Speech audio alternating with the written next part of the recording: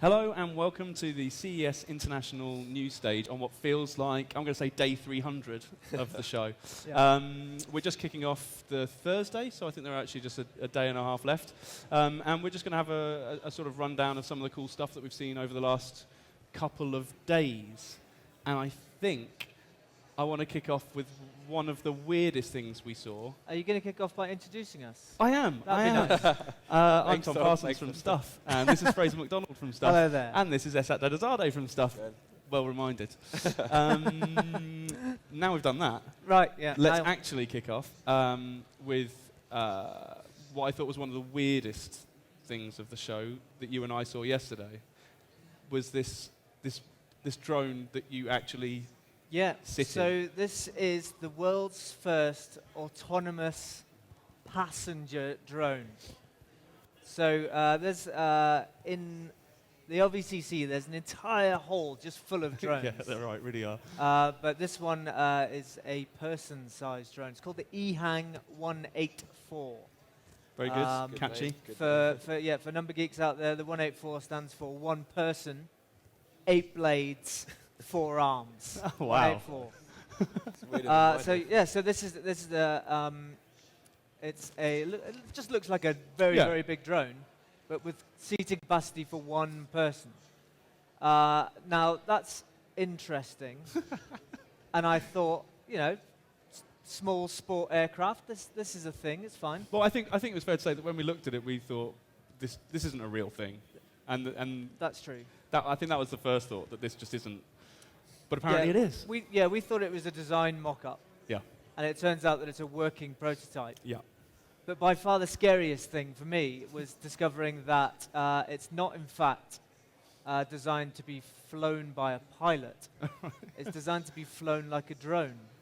Right. So you, like an app on your phone, you press the button for up, and this thing that contains you goes up, using sensors to make decisions on what's safe and what's not. And then it follows a predetermined route, and you just sit there. So you just tell it where you want to go. Yeah. You get in it. It goes up, and then it takes you where you want to go. Yeah. How high does it go up exactly? Do we know this? We don't know this. What we do know is that at the moment it lacks regulation. What a surprise! So at the moment its maximum altitude is probably about 0, Awesome. 0 meters. The safest height there is. But I believe the company is talking to the FAA, the Federal Aviation Authority, who look after all flying things all over the world. I wonder how those discussions are going. Short. Yes. Wait, you want to put a person in a drone in our airspace? Nah. Yeah. I hope it comes through. I mean, it was I a suppose cool-looking thing. everyone is furiously regulating normal drones at the moment anyway, aren't they? So you might as well add people-sized drones into the mix. Why not? It's just another line on the document, isn't it, to be signed off? And the show's been. We're still talking vehicles, but actually far more realistic. These all look totally realistic compared to a person-sized drone. There's been loads of car stuff this year. I think it's fair to say that CES has gradually been building as being more important for the automotive industry as all of the car manufacturers realise that in-car technology and autonomous tech is how they differentiate themselves from their competition. So there's a lot of car stuff here, ranging from kind of really clever but theoretically relatively simple. So BMW have got this. Basically a mirrorless car that has cameras all over the place. So your left and right mirrors are now cameras, and there are 2 cameras in the back. And then actually to look around the car, you just look at what's basically a bigger rear view mirror, and that builds a picture right around the vehicle, which is quite a kind of clever and safe thing. But it's a weird thing because you have to teach yourself not to look at the mirrors. And that is the phrase that alarms me about all things like this, which is you simply have to teach yourself. I mean, You have to learn not to kill people. Just unlearn all that stuff that you've spent 20 years perfecting. I don't want to be boring and talk about safety, but quite a lot of these car demos that I saw, there's like screens everywhere, these animations, which all looked amazing. but that can be quite distracting. Yeah. So I don't know if they have standards or if they're going to have to introduce new standards for it. But yeah, again, a lot of this stuff will be regulated. But Fraz, I mean, how are we going to grow as a species unless we learn, new technologies? And That's true, yeah. I It's mean, a form of natural selection is to replace easily controllable physical controls in cars Yeah. with touch screens that you have to use your eyes to use. I mean, it's what could possibly go wrong? as you say, how are we ever going to get the numbers down unless we start developing products that are really easy to crash? well, yeah, there is that. I mean, But you're saying there's a lot of car stuff at the show, Yeah. and it must be an amazing wrench for the car companies because for years they've had, 4 or 5 years from drawing board to production for their cars. But now all of that stuff, the in-car stuff that's so important to everyone, works on a normal consumer electronics schedule. So they've only Yeah. got, 6 months to 8 months development time. It must be so much change going on in the big car companies at the moment. yeah, I think they're all having to grow. And, there's a lot of focus for them around places like Silicon Valley, like just places that car companies have never really been, and that's where so much of the development now is, because it's a different kind of development, and it's different kind of stuff. They're becoming software companies as well as actual car builders, and I think it's a really interesting development for those guys. And Not least because you now spend much less time actually driving your car yeah, for very small part of it because it's self-driving, huge part of it because you're just in traffic jams all the time. And around Las Vegas, you can see evidence of that. But it's the same back in the UK as well. So you want to spend more time watching Netflix. That is never going to happen in a million years. but again, it's like that whole kind of development in autonomous driving is reliant massively on regulation. And at the moment, you're not allowed to sit at, we've got all these autonomous cars, but actually you have to, by law, maintain control of the car at all times. So there's this whole kind of, they're going one way, but the law's not kind of letting them do it. So there's going to be lots of changing in regulation over the next few years. It feels like there's going to be so much pressure now that it will happen and laws will be relaxed. But how those systems are all kind of tested so that people are satisfied that they're safe is going to be very, very interesting. I'm just glad we're not the ones that has to sort through all that stuff. Well, quite. And again, it's a learning process for lawmakers and everything as well, who can't just take it on faith that this autonomous car is completely and utterly safe. So there is. I presume they're going to want some kind of evidence. But it's difficult, isn't it? Like the Google self-driving cars are having issues at the moment because they drive too geekily. Yeah. They drive to just below the regulation for everything. And it confuses the hell out of everyone. Well, that's the thing, because you don't know what it's going to do.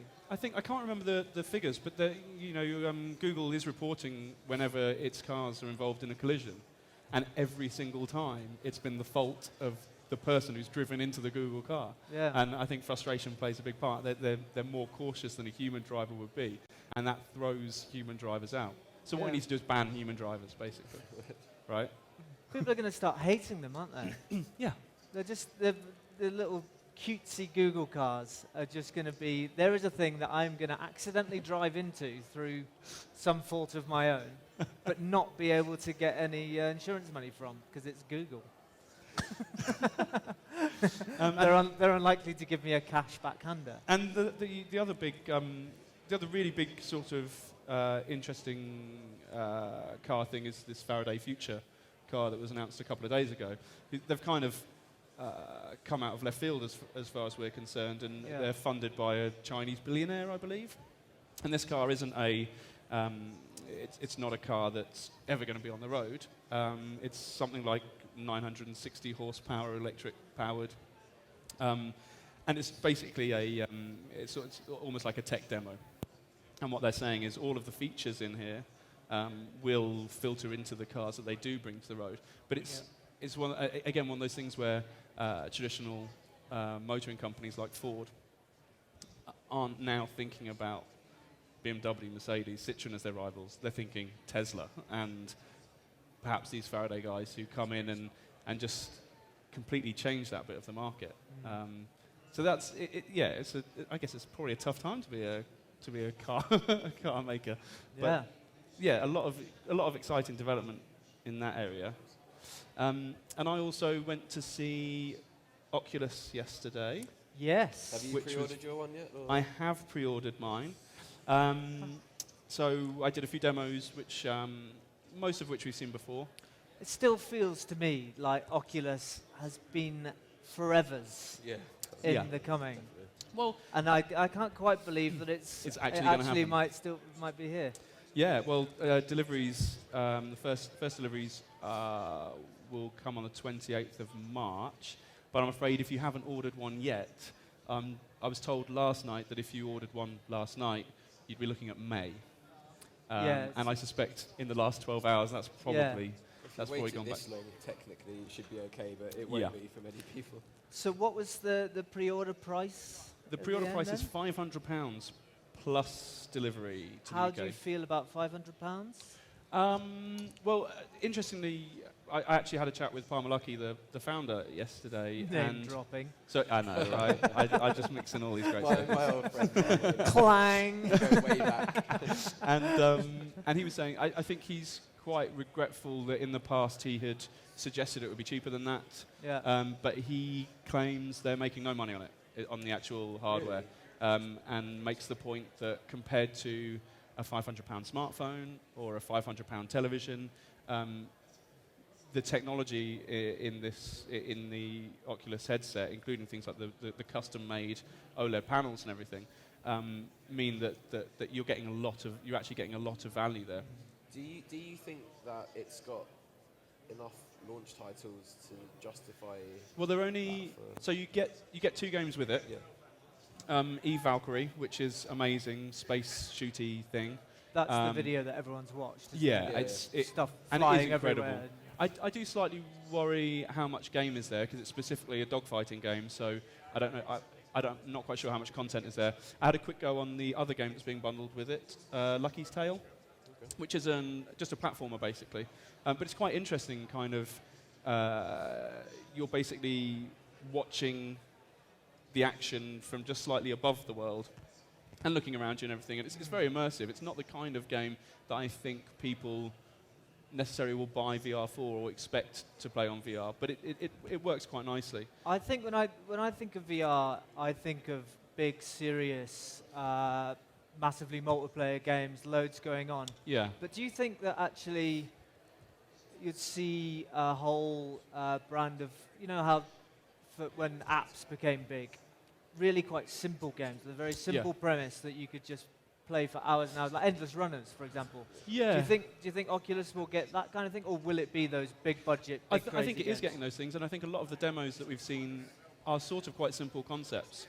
I think the question is whether VR really lifts those games, whether it really makes a difference, and whether you will keep playing them, or whether actually what we want is the stuff that you imagine VR would be good for, which is mostly first person. Yeah. It's interesting that most of the games I played yesterday are third person. So, the idea with VR, as far as I'm concerned, is an extra level of immersion.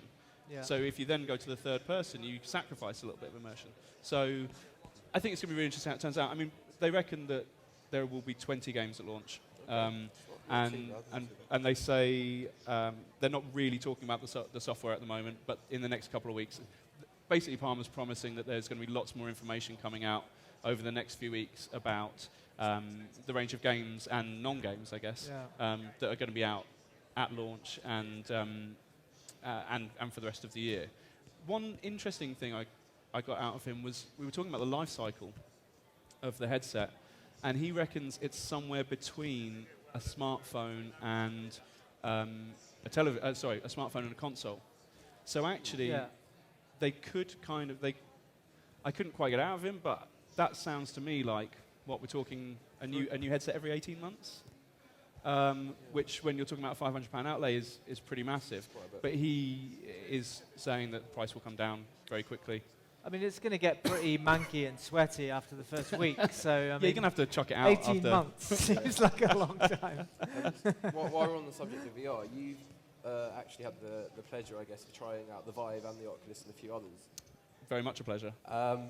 So the Vive, we are promised will be out, fairly soon. We have heard that before, haven't we? Many times. I think I believe them this time. Assuming that's true, you've gone for the Oculus as opposed to the Vive. You haven't waited for the Vive, you've committed to the Oculus. What's the reason for that? I've gone for the Oculus because it's out first. Oh, that's legit. Okay. Yeah, I mean that's a perfectly good that's answer. essentially all it comes down to. If I can find some money somewhere, rob a bank or something, I'd like to think I might give Vive a go at some point as well. Okay. Maybe they'll send us one in for review. Fingers crossed. So, I mean, you've got these three formats. You've got PlayStation VR, Oculus, and Vive. There are lots of other smaller ones, but I think it's fair to say those are the three big ones. Yeah. And they'll be going to battle over the course of 2016. But I don't think we actually have a date at the moment for Vive, and in fact, Vive have only just basically announced a new version for developers. So you're sort of thinking, The Vive is Pre. that? Yeah, that's slightly worrying. How long we're going to have to wait? I am having a look at that tomorrow, Vive Pre. So It does sound like HTC are going to beat Oculus to the motion controller. yes, that line. is true, and that's a big might be part an of the. incentive. I mean, Vive is more built from the off to be something that you're intended to move around the room and interact more directly with objects. Oculus were always doing touch controllers, but they are coming later, and that seems to be because a lot of the games aren't ready for it yet.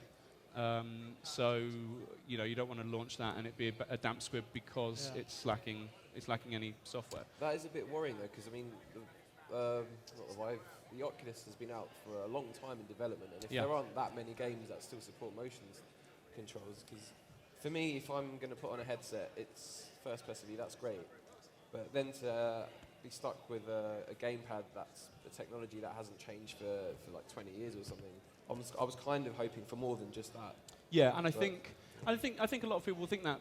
Interestingly, Palmer reckons that a lot of people look at it the other way and actually aren't interested in the motion controls. And he kind of gave the example of people who are into the flight sims or the racing games, that kind of thing, who will probably set up a steering wheel anyway. And also developers, they basically insisted that they wanted to bundle the Xbox controller into every box so that every game developer knew that the person who bought this game would have a controller that was compatible. But I think it is a shame that the motion controllers aren't available yet. For me, if it's a choice of we wait 8 months for the whole set, I'd rather, if it's a choice of the headset now, the controllers later, or everything later, me being me, I want the headset now. Well, Stuff Magazine being Stuff Magazine. That's what we do. We'll take what you've got now, please. Yep. Whenever it's ready. Another thing we were talking about earlier, though, was the idea that it's not necessarily going to be just you with your Oculus in your bedroom. Yeah. But it might be a family affair. But if it's like an 18-month product turnaround, then that might start getting a little bit disjointed, because I know how furious your mum gets when she's got the wrong generation of gaming product. Yeah, and I think actually the biggest thing is where the technology is going to go and how you're going to convince a mainstream audience who aren't us. Very much not. Very much not us. How you convince them that VR is for them in the long run. But I mean, doing a sort of gaze into the future, and Palmer's talking about VR headsets that are the size of a pair of sunglasses. Yeah. And if they're also much cheaper at that point, everybody will have them. And I think it's also looking at experiences beyond games that will come. One of the interesting things I think is going to be socializing via VR, remote socializing. So instead of a Skype call, you put on a pair of glasses. Yeah.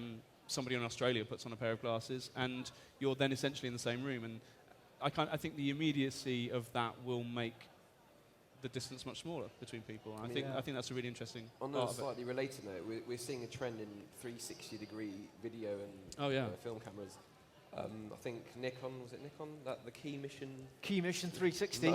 No idea what that means. I asked the Nikon PR what the name was for, and she literally had no idea. Yeah, that sounds about right. But anyway, so we are seeing an increase in the number of these types of cameras, which I think is nothing to do with gaming at all, but in terms of like consuming content, like on Facebook, for example, you could put this on, even if it's an ad or something. Initially, people will be really into that because Yeah, it's and I never think been done before. I think one of the exciting ideas that has been talked about for a while, and Vive have talked about it more than the others, but I think is on the market, is sort of in the pipeline for all of them, is sporting events, music events, that kind of thing, where they can basically have VR cameras all over the place, and you can essentially go to a gig or go to a sporting event from your house. I mean, you could be, and basically you're not limited about where you can sit or the camera view. You could watch a football game from the dugout, essentially.